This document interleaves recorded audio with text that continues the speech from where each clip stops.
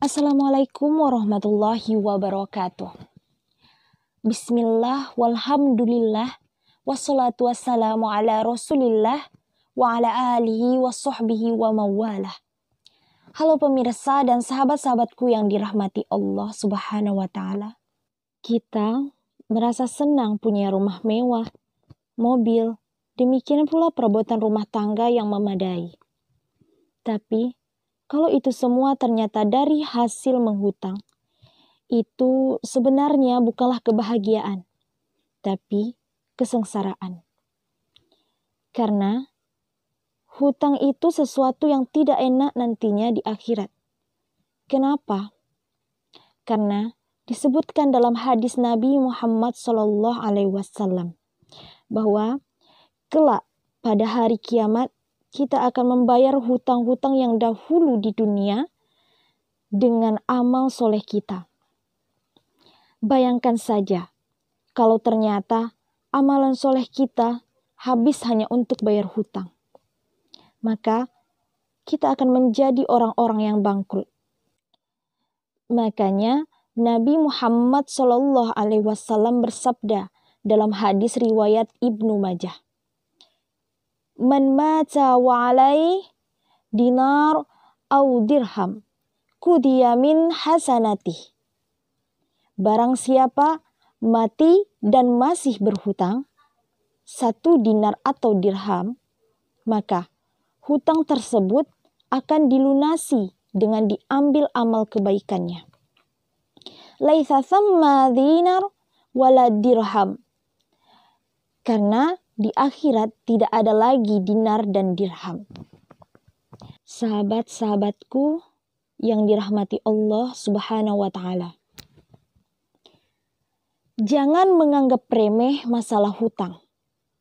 Pernah Rasulullah SAW diminta untuk mensolatkan seorang sahabat yang meninggal dunia.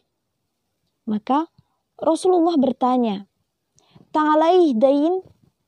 Dia punya hutang atau tidak? Maka para sahabat menjawab, "Dia punya hutang 2 dinar ya Rasulullah." Kemudian kata Rasul, "Shollu ala sahibikum." Kalian saja yang mensolatkan. Rasul tak mau mensolati. Sampai begitu Rasul tak mau mensolati jenazah yang punya hutang. Maka saudara-saudaraku, bahkan orang yang mati syahid saja diampuni dosanya saat ia meninggal. Dari awal ia mengucurkan darah, sudah diampuni dosanya. Kemudian kata Rasul, ilad dayin, kecuali hutang. Ternyata hutang tidak bisa digugurkan dengan mati syahid sekalipun. Sungguh sangat heran terhadap orang yang menganggap remeh masalah hutang.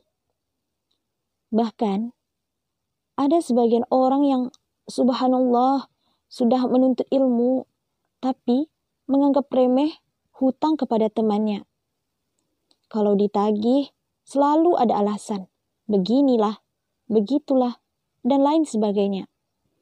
Maka, di mana bekas ilmu di hatimu?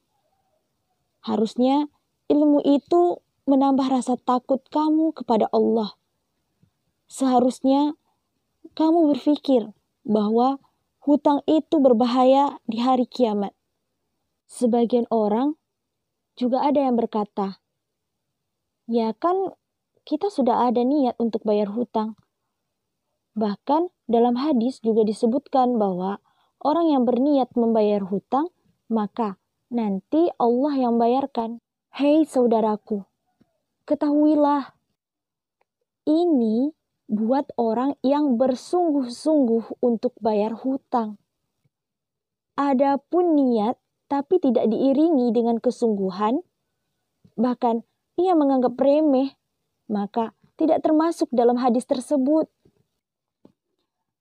Oleh karena itu, ingatlah bahwa hutang itu membuat kita rugi di akhirat kelak. Hutang menghabiskan amal soleh kita. Maka dari itu, bayar hutang kita dengan sungguh-sungguh. apabila kita sudah sungguh-sungguh, ternyata qadar Allah meninggal dunia sebelum kita selesai bayar hutang. Maka Allah yang bayarkan, insya Allah. Allah akan bantu. Asal ada usaha dan kesungguhan. Hidup tanpa hutang itu, beban pikirannya enak. Berbeda dengan yang punya hutang. Beban pikirannya itu berat. Tak bahagia. Makan pun tak enak. Sementara kelapangan dada itu adalah nikmat. Allah juga berfirman, Alam nashrah laka sadrak. Bukankah kami telah lapangkan dadamu? Bagaimana nak lapang kalau kita terlilit hutang? Oleh karena itu, semoga yang punya hutang dimudahkan oleh Allah untuk membayar hutang-hutangnya. Sekian yang dapat saya sampaikan. Akhirul kalam.